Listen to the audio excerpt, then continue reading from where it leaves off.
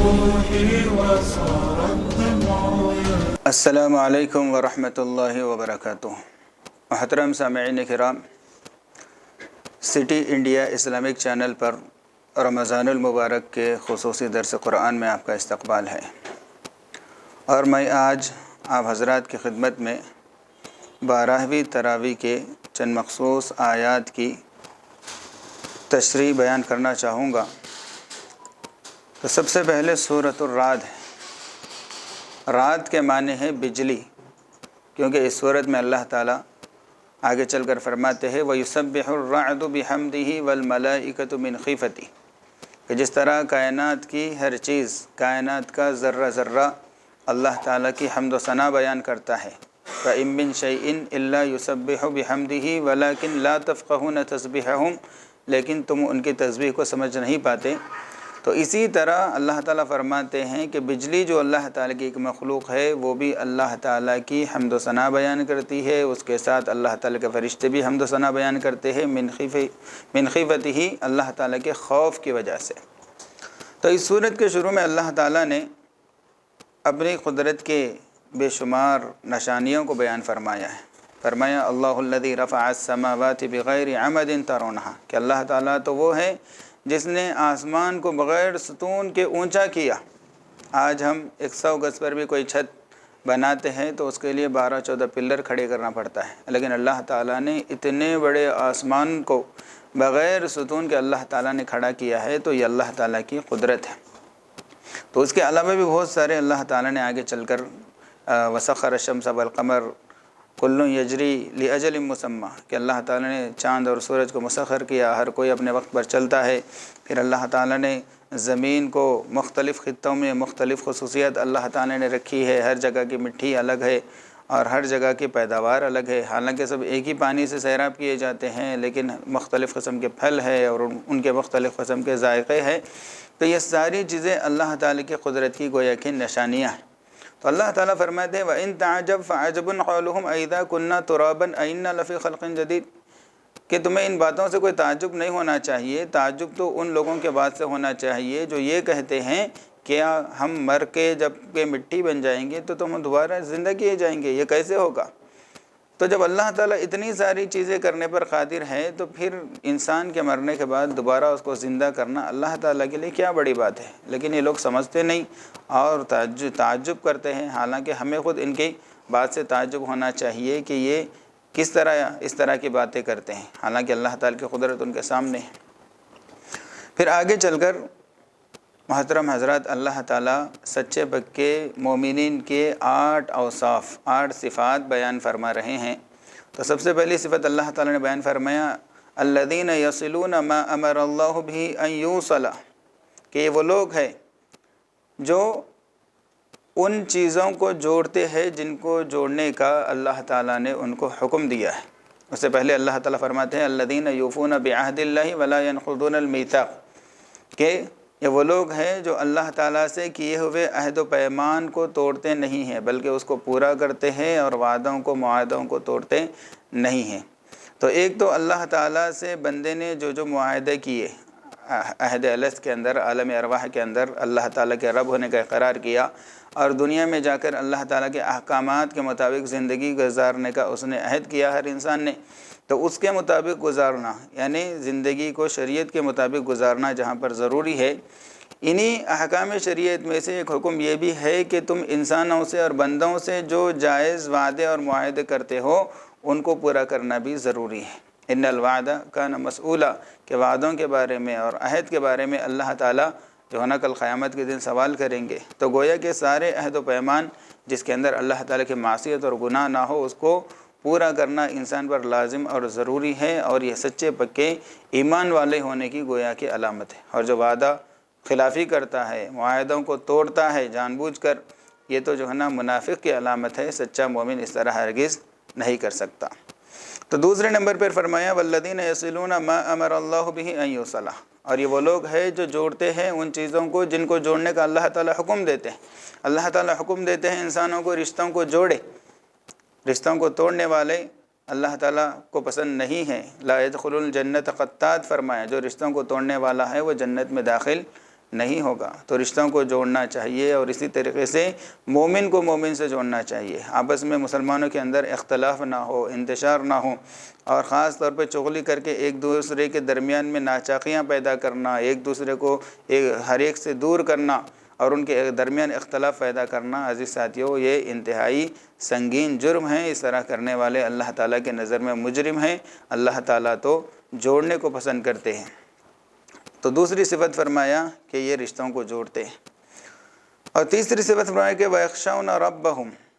اللہ تعالیٰ کا خوف اور خشیت اپنے دلوں کے اندر رکھتے ہیں۔ جہاں کہیں بھی ہوتے ہیں اللہ تعالیٰ کا استحضار ہوتا ہے، اس کی وجہ سے گناہوں سے وہ بچتے ہیں اور نیکیاں کرنا ان کے لیے جو ہے نا آسان ہو جاتا ہے۔ تو خوف اور تقوی اللہ تعالیٰ کا اپنے دل کے اندر یہ رکھتے ہیں، جو کہ سارے محاسن اور خوبیوں کی جڑ ہے اور سارے گناہوں سے بچنے کے لیے ایک بہترین وسیلہ ہے۔ اس لیے اپنے دل کے اندر اللہ تعالیٰ کے خوف اور خشیت کو پیدا کرنے کی سخت ضرورت ہے۔ وَيَخَافُونَ سُوءَ الْحِسَابِ، چوتھی چیز فرمایا کہ برے حساب سے ڈرتے ہیں، یعنی اس بات کا استحضار رکھتے ہیں کہ کل کو مجھے اللہ تعالیٰ کے دربار میں حاضر ہونا ہے، اللہ تعالیٰ کے سامنے پیشی دینا ہے، اور اپنے زندگی کے ایک ایک لمحے کا مجھے حساب دینا ہے۔ تو اس سوئے حساب سے، سوئے خاتمے سے یہ ڈرتے ہیں، برے حساب سے ڈرتے ہیں۔ یہاں تک کہ خود رسول اللہ صلی اللہ علیہ وسلم دعا کرتے تھے، اللہم حاسبنا حسابا یسیرا، اللہم حاسبنی حسابا یسیرا، کہ اے اللہ میرا آسان حساب فرمائیے۔ تو جو ہے نا حساب سے بھی ڈرنا چاہیے، یہ بھی تقوی کی علامت ہے۔ اور پانچویں چیز فرمایا والذین صبروا ابتغاء وجہ ربہم، کہ یہ اللہ تعالیٰ کی خوشنودی کے لیے صبر کرتے ہیں۔ صبر یہ انتہائی اللہ تعالیٰ کو محبوب صفت ہے، اور صبر کرنا ہے ساری چیزوں پر۔ ایک تو اللہ تعالیٰ کی طرف سے آزمائشیں آ گئی، دنیا کے اندر کاروبار کے اندر نقصان ہو گیا، یا کسی بیماری میں مبتلا ہو گئے، یا گھر کے اندر پریشانیاں آ گئی، تو ان چیزوں پر بھی صبر کرنا ہے، ان حالات پر بھی صبر کرنا ہے۔ اور عبادات کے انجام دینے میں جو تکلیف پہنچتی ہے، نماز پڑھنے کے اندر مجاہدہ ہے، روزے کے اندر مجاہدہ ہے، ان مجاہدوں پر بھی جو ہے نا صبر کرنا، اور لوگوں کی طرف سے ناحق کے جو تکالیف پہنچائی جاتی ہے ان تکالیف کو بھی اللہ تعالیٰ کو چونکہ صبر پسند ہے، یہ سمجھ کر ان تکالیف پر بھی صبر کرنا اور لوگوں کو معاف کرنا، یہ ساری چیزیں صبر کے اندر داخل ہیں۔ تو صبر بہت بڑی نعمت ہے، اس لیے انسان کو جو ہے نا صبر کی صفت اپنے اندر پیدا کرنا چاہیے۔ اس کے بعد فرمایا وَأَقَامُوا الصَّلَاةَ، نماز کو قائم کرتے ہیں۔ نماز چونکہ دین کا ستون ہے، فمن اقامها اقام الدین ومن هدمها هدم الدین، جس نے نماز کو قائم کیا اس نے دین کو قائم کیا، اور جس نے نماز کو منہدم کر دیا، گرا دیا، گویا کہ اس نے دین کو ہی گرا دیا اور دین کو ہی منہدم کر دیا، دین کو توڑ دیا۔ اس لیے عزیز ساتھیوں نمازوں کا خوب اہتمام کرنا چاہیے۔ اقامت نماز کہا گیا ہے، ادائے نماز نہیں کہا گیا۔ تو اقامت نماز کا مطلب یہ ہے کہ ہر نماز کو اس کے وقت میں قضا کیے بغیر اس کے وقت میں پورے آداب کے ساتھ، سنتوں کی رعایت کے ساتھ اور خشوع اور خضوع کے ساتھ ادا کرنے کا نام اقامت صلاۃ ہے۔ اس کا اہتمام کرنا چاہیے، یہ بھی سچے پکے مومن کی نشانیوں میں سے ایک نشانی ہے۔ پھر اس کے بعد فرمایا کہ وَأَنفَقُوا مِمَّا رَزَقْنَاهُمْ سِرًّا وَعَلَانِيَةً، اور یہ خرچ کرتے ہیں اس مال و دولت میں سے جو ہم نے اس کو عطا کیا ہے، سرًّا وعلانیہ، چھپا کر بھی اور دکھا کر بھی، یعنی علی الاعلان بھی۔ تو سب سے پہلے اللہ تعالیٰ کے راستے میں خرچ کرنا، نیک چیزوں کے اندر خرچ کرنا، غریبوں کے تعاون کے اندر خرچ کرنا، اور دینی کاموں کے اندر خرچ کرنا، مدارس کے لیے، مساجد کے لیے، اور اسی طرح سے اللہ تعالیٰ کے راستے میں اللہ تعالیٰ کے دین کے نام کے لیے اور اللہ تعالیٰ کے نام کے بول بالے کے لیے۔ تو یہ سارے مصارف کے اندر خرچ کرنا، کنجوسی نہیں کرنا، بخل نہیں کرنا۔ بخل اللہ تعالیٰ کو انتہائی ناپسندیدہ صفت ہے۔ رسول اللہ صلی اللہ علیہ وسلم نے فرمایا کہ جو بندہ بخیل ہے وہ اللہ تعالیٰ سے دور ہے، لوگوں سے دور ہے، لوگ بھی اسے پسند نہیں کرتے، اور جنت سے بھی دور ہے، ہاں جہنم سے قریب ہے۔ اور جو بندہ سخی ہے وہ اللہ تعالیٰ سے قریب ہے، بندوں سے قریب ہے، بندے بھی اس کو چاہتے ہیں، اور جنت سے بھی وہ قریب ہے اور وہ جہنم سے دور ہے۔ تو اس لیے خرچ کرنے کی جائز مصارف میں بلکہ نیک مصارف میں خرچ کرنے کا انسان کو اپنے آپ کو عادی بنانا چاہیے۔ تو آگے فرمایا سرًّا وعلانیہ، چھپا کر بھی اور علانیہ طور پر بھی، سب کے سامنے بھی خرچ کرتے ہیں۔ تو اصل دیکھا جائے تو چھپا کر خرچ کرنا ہی زیادہ اجر و ثواب کا باعث ہے، لیکن بعض مقامات ایسے ہوتے ہیں کہ جہاں پر سب کے سامنے خرچ کرنے میں زیادہ ثواب ملتا ہے۔ مثال کے طور پر کہیں پر خرچ کرنے کا موقع آ گیا، کہیں پر کسی دینی کام کے لیے چندہ کیا جا رہا ہے، اعلان ہوا ہے، تو اگر کسی نے یہ سوچا کہ بھائی اگر میں اٹھ کے سب کے سامنے اگر 5 لاکھ روپے چندہ دینے کا میں اگر اعلان کروں گا یا دوں گا تو میرا بازو والا بھی سوچے گا بھائی جب یہ 5 لاکھ دے رہا ہے، میری کمائی تو اس سے زیادہ ہے، میرے پاس تو اس سے زیادہ ہے، لہٰذا مجھے اس سے بھی زیادہ دینا چاہیے، تو وہ کھڑے ہو کر جو ہے نا 10 لاکھ اللہ تعالیٰ کے راستے میں اللہ تعالیٰ کے دین کے لیے پیش کرے گا۔ تو یہ ایک دوسرے کی ترغیب کے لیے کبھی دکھا کر دینے میں بھی چھپ کر دینے سے زیادہ اجر و ثواب ملتا ہے، تو موقع کے حساب سے، لیکن ہر دو صورت میں مقصود اللہ تعالیٰ کی رضا ہونا چاہیے، اللہ تعالیٰ کو خوش کرنا چاہیے، لوگوں کو دکھاوا اور لوگوں کے سامنے بڑاپن ہرگز نہیں ہونا چاہیے۔ تو فرمایا وفی ذالک فلیتنافس المتنافسون، دینی کاموں کے اندر ایک دوسرے سے آگے بڑھنے کا جذبہ ہونا چاہیے، کمپٹیشن کرنا چاہیے، یہ مطلوب ہے، دنیاوی چیزوں کے اندر یہ چیز نہیں ہونا چاہیے۔ اور آخری اور 8ویں صفت یہ بیان فرمائی یہاں پر وَيَدْرَؤُونَ بِالْحَسَنَةِ السَّيِّئَةِ کہ یہ لوگ برائی کا بدلہ بھلائی کے ساتھ دیتے ہیں۔ ہاں، اینٹ کا جواب پتھر سے دینا کوئی کمال نہیں ہے، بلکہ پتھر کا جواب پھول سے دینا یہ کمال ہے۔ اہل طائف نے نبی کریم صلی اللہ علیہ وسلم پتھر برسائے، آپ صلی اللہ علیہ وسلم پر پتھر برسائے، لیکن آپ صلی اللہ علیہ وسلم نے اس کے جواب میں ہدایت کے گلےتر برسائے۔ ظالم و فتنہ گرو وادی طائف سے کہو ہو اگر اور تیرے پاس تو پتھر برسا، لب معصوم پر ابھرے گا یہی ایک جواب، یا خدا ان پر ہدایت کے گلےتر برسا۔ تو یہ فرمایا کہ یہ سچے پکے مومنین کی صفات ہے 8، جو جس کے اندر پائے جائیں گی تو اس بات کی علامت ہے کہ یہ سچا پکا مومن ہے۔ اللہ تعالیٰ فرماتے ہیں کہ اولئک لہم عقبی الدار، کہ انہی کے لیے آخرت کا سچا ٹھکانہ ہے، اچھا ٹھکانہ ہے۔ آگے چل کر سورہ رات کے ہی اندر اللہ تعالیٰ فرماتے ہیں الذین آمنوا وتطمئن قلوبہم بذکر اللہ، کہ جو لوگ ایمان لاتے ہیں ان کے دل تو اللہ تعالیٰ کے ذکر سے مطمئن ہوتے ہیں۔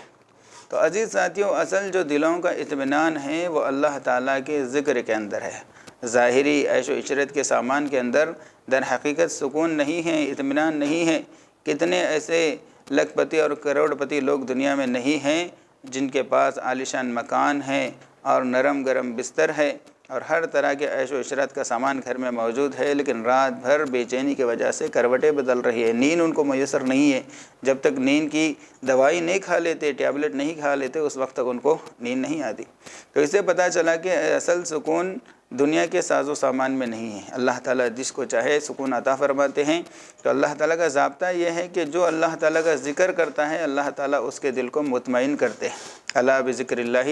تطمئن القلوب، کان کھول کر سن لو، اللہ تعالیٰ کے ذکر سے ہی دلوں کو اطمینان ملتا ہے۔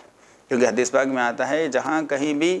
ذکر کیا جاتا ہے، جو بندہ بھی جہاں بھی ذکر کرتا ہے وہاں پر سکینہ یعنی سکون اور اطمینان اللہ تعالیٰ کی طرف سے نازل ہوتا ہے۔ بلکہ اس گنہگار کا تجربہ ہے کہ اگر کبھی ہر ایک کے ساتھ ہوتا ہے، کبھی کبھی ایسا ہوتا ہے کہ کبھی نیند نہیں آتی، کروٹیں بدلتے رہتے ہیں اور پوری کوششیں کر لیتے ہیں، گھنٹہ ہو گیا، 1.5 گھنٹہ ہو گیا، نیند ہی نہیں آ رہی،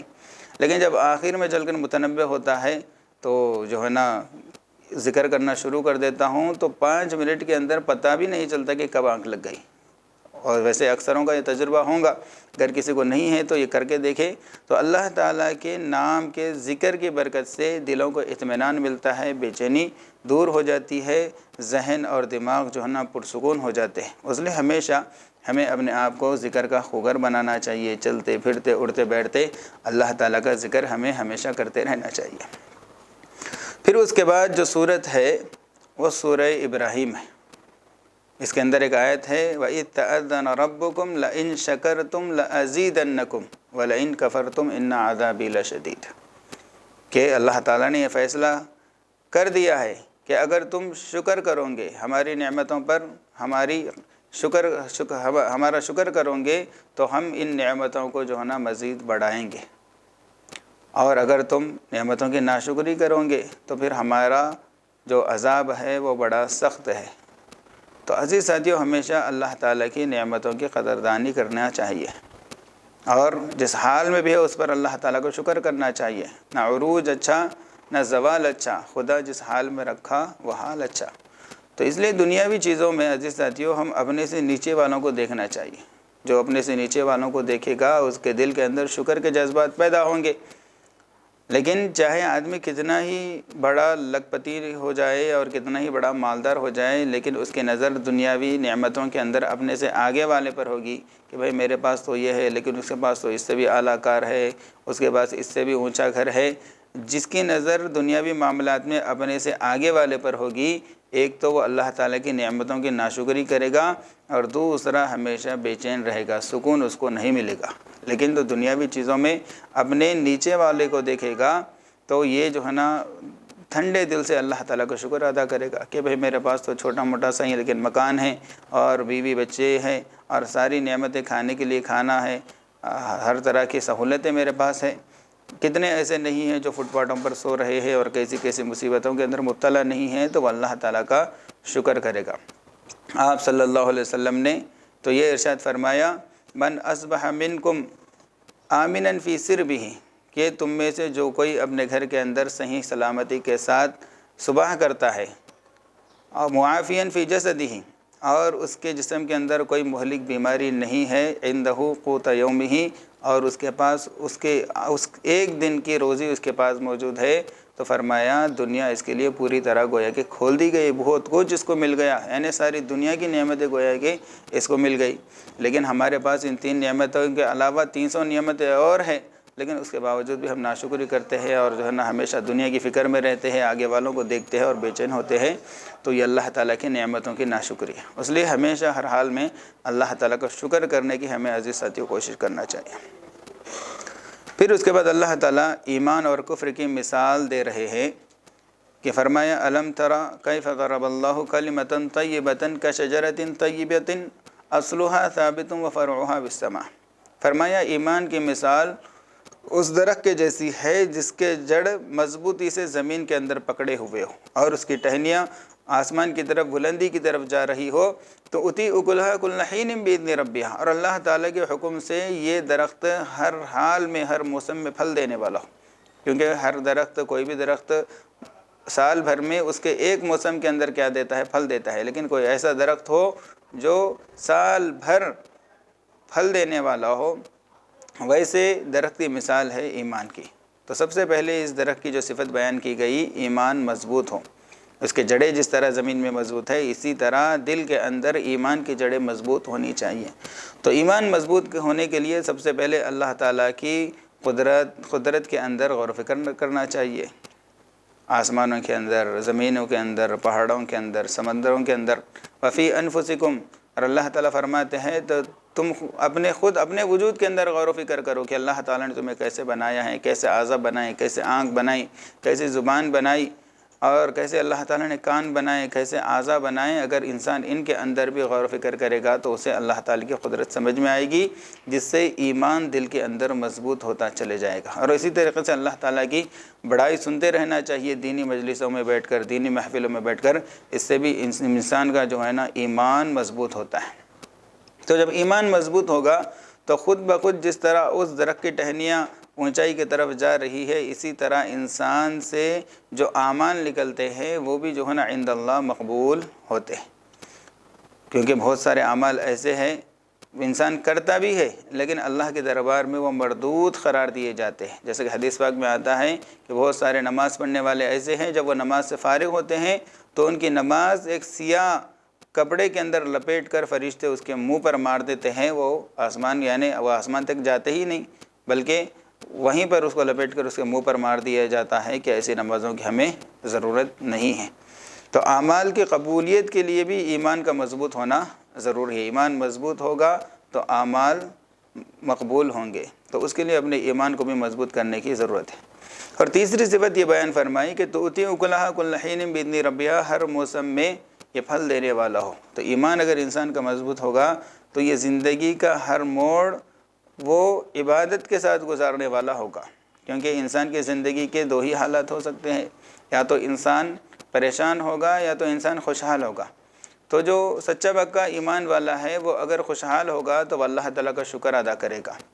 تو اللہ تعالیٰ کا شکر کرنا یہ بھی بہت بڑی عبادت ہے۔ اور اگر پریشانی ہے، مصیبت میں ہے اللہ تعالیٰ کی طرف سے، تو وہ اللہ تعالیٰ کا فیصلہ سمجھ کر صبر کرے گا، اللہ کا فیصلہ سمجھ کر صبر کرے گا، تو یہ بھی بہت بڑی عبادت ہے۔ تو ایمان والے کی زندگی یا تو شکر کے ساتھ گزرنا چاہیے یا تو صبر کے ساتھ گزرنا چاہیے، اور یہ دونوں بھی عزیز ساتھیوں عبادت ہے۔ لیکن اللہ تعالیٰ معاف کرے، ہمارا معاملہ اس کے بالکل الٹا ہو چکا ہے، کیونکہ ہمیں نعمتیں ملتی ہے، چین و سکون ملتا ہے، تو ہم جو ہے نا اللہ تعالیٰ کی نافرمانی میں اتر آتے ہیں۔ مال دولت اللہ تعالیٰ نے دیا ہے، شکر کرنے کے بجائے اس کو جو ہے نا ناچ گانوں کے اندر، پٹاخوں کے اندر اور فضول خرچوں کے اندر خرچ کر کے گویا کہ ہم اللہ تعالیٰ کی نعمتوں کی ناشکری کرتے ہیں، اور اگر مصیبت آتی ہے تو صبر کرنے کے بجائے شکایت کرتے ہیں اور کہتے ہیں کہ اللہ تعالیٰ کو پتہ نہیں ہم سے کیا دشمنی ہے، کب تک یہ مصیبتیں ہوں گی۔ تو اس طرح کی خاص طور پہ عورتیں تو اس طرح کی باتیں کرتی ہے جس سے ان کا ایمان بھی خطرے میں پڑ جاتا ہے۔ تو یہ مومن کی صفت نہیں ہے۔ مومن تو خوشحالی میں شکر کرنا چاہیے اور پریشانی میں صبر کرنا چاہیے، یہ دونوں بھی عبادتیں ہیں۔ تو جو ایمان مضبوط ہوگا تو انسان کی زندگی کا ہر موڑ اس کے لیے آخرت کا ذخیرہ تیار کرتے رہے گا۔ پھر اس کے بعد جیسا کہ سورہ کا نام سورہ ابراہیم ہے، حضرت ابراہیم علیہ السلام کا تذکرہ ہے، جب اللہ تعالیٰ کے حکم سے انہوں نے اپنے بیٹے حضرت اسماعیل علیہ السلام کو لے کر گھر بنایا، یعنی بیت اللہ کی تعمیر فرمائی۔ اس کے بعد حضرت ابراہیم علیہ السلام نے دعا کی، وَإِذْ قَالَ إِبْرَاهِيمُ رَبِّ اجْعَلْ هَٰذَا الْبَلَدَ آمِنًا وَاجْنُبْنِي وَبَنِيَّ أَن نَّعْبُدَ الْأَصْنَامَ، کہ اے اللہ آپ اس شہر کو یعنی شہر مکہ کو امن والا شہر بنا دیجئے، مجھے اور میری نسل کو، میری ذریت کو، میری اولاد کو آپ بتوں کی عبادت سے، بتوں کی پرستش سے حفاظت فرمائیے، کیونکہ ان بتوں نے بہت سارے لوگوں کو گمراہ کر دیا ہے۔ پھر اس کے بعد اللہ تعالیٰ کے حکم سے جس وقت حضرت حاجرہ اور حضرت اسماعیل علیہ السلام کو وہاں پر چھوڑا تھا، تو اس وقت بھی دعا کی تھی، ربنا انی اسکنت من ذریتی بواد غیر ذی زرع عند بیتک المحرم، کہ اللہ میں نے آپ کے حکم سے اپنے اہل خانہ کو، اپنی بیوی اور بچے کو ایک ایسے میدان میں چھوڑ کر جا رہا ہوں جہاں پر کوئی گھاس پھوس نہیں ہے اور کسی طرح کے جینے کا سامان وہاں پر نہیں ہے، لہٰذا اللہ آپ ہی ان کی مدد فرمائیے اور ان کے لیے ہر طرح کے سہولیات کا انتظام فرمائیے اور اس گھر کو ہمیشہ آپ آباد کیجئے۔ اس طرح اور بھی مختلف دعائیں حضرت ابراہیم علیہ السلام نے اس وقت کی تھی، جس کا تذکرہ اس سورت کے اندر کیا گیا، اسی مناسبت سے اس کو سورہ ابراہیم کہا جاتا ہے۔ پھر اس کے بعد سورۃ الحجر شروع ہوتی ہے۔ سورۃ الحجر کی صرف ایک آیت 13ویں پارے کے اندر ہے اور باقی ساری سورت جو ہے نا یہ 14ویں پارے کے اندر ہے۔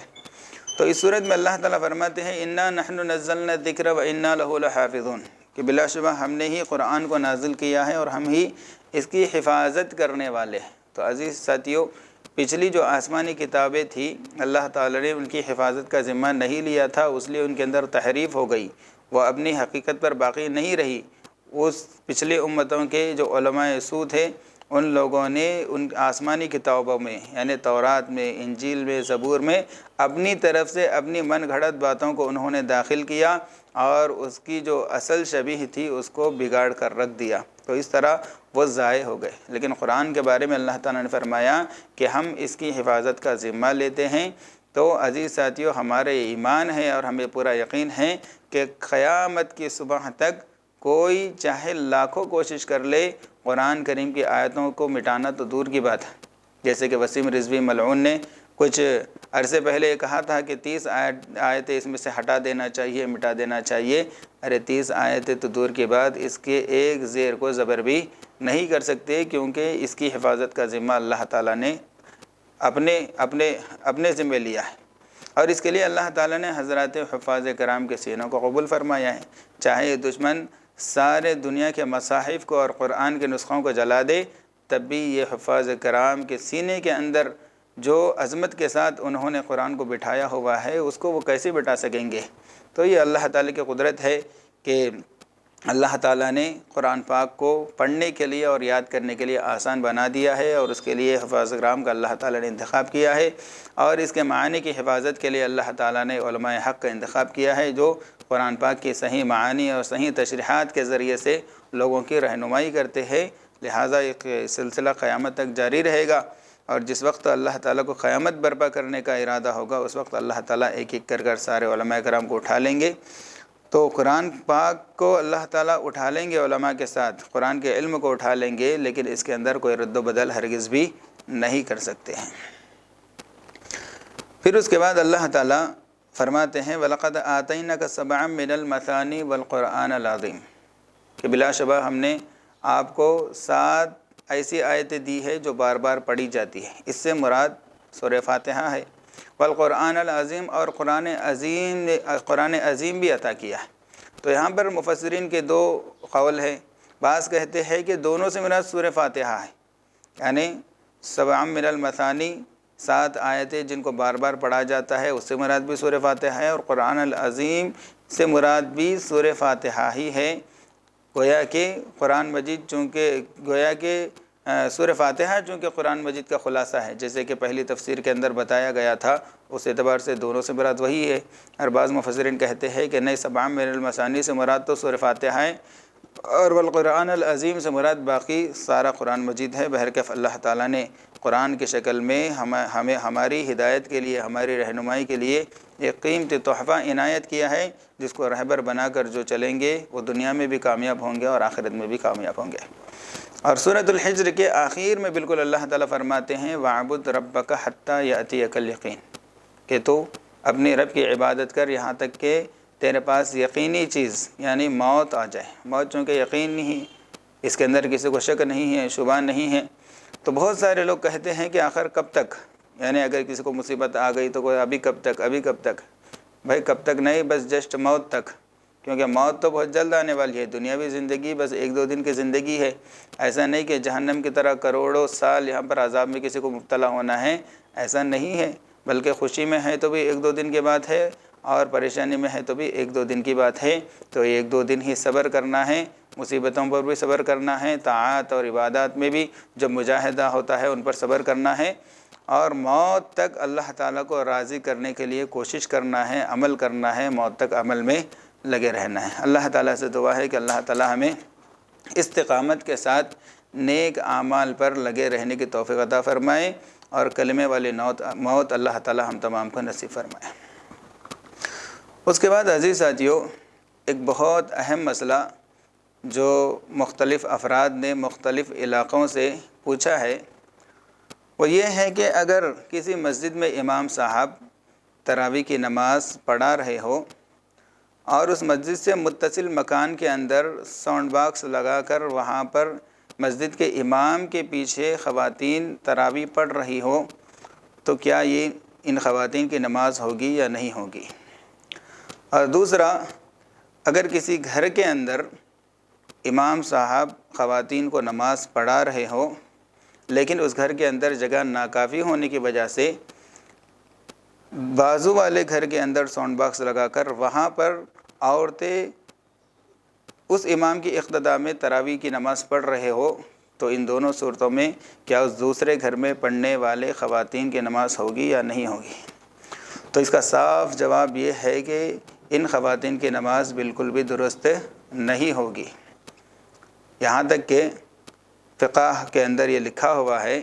کہ مسجد کے اندر جو محراب بنا ہوا ہوتا ہے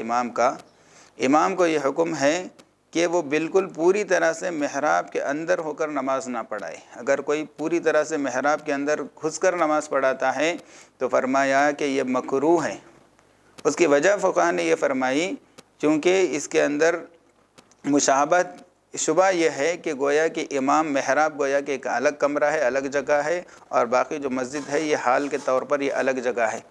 تو امام ایک الگ جگہ میں ہو گیا اور مقتدی گویا کہ ایک الگ جگہ میں ہو گئے، اس لیے جو ہے نا مکروہ ہوتی ہے۔ صرف مسجد کے اندر محراب میں یہ حکم ہے، اس لیے امام کا جو مصلی بچھایا جاتا ہے محراب سے باہر، اس طور پر کہ امام کے پیر محراب کے باہر ہونی چاہیے، ایسے ہی بچھایا جاتا ہے اور اسی طرح نماز ادا کی جاتی ہے۔ تو مسجد کے اندر جب یہ حکم ہے تو پھر وہاں پر گھروں میں نماز کیسے درست ہوگی؟ تو صاف مسئلہ یہ ہے کہ اتحاد مکان ضروری ہے، یعنی امام اور مقتدیوں کا ایک جگہ پر ہونا ضروری ہے۔ تو دوسرا گھر یہ ایک جگہ نہیں بلکہ وہ دوسری جگہ ہے، اور مسجد کے بازو والا جو مکان ہے، مسجد الگ مکان ہے، مسجد کے بازو والا گھر وہ الگ مکان ہے۔ اسی طرح سے جہاں پر امام صاحب ہے وہ الگ مکان ہے، بازو والوں کا گھر یہ الگ مکان ہے، تو یہاں کے امام کے پیچھے وہاں پڑھنے والی خواتین کی نماز بالکل بھی درست نہیں ہوگی۔ اگر اس طرح کہیں پر ہو رہا ہے تو انہیں باز آ جانا چاہیے اور اب تک کے عمل کے لیے توبہ کرنا چاہیے۔ اللہ تعالیٰ سے دعا ہے کہ اللہ عمل کی توفیق عطا فرمائے، و آخر دعوانا ان الحمد للہ رب العالمین۔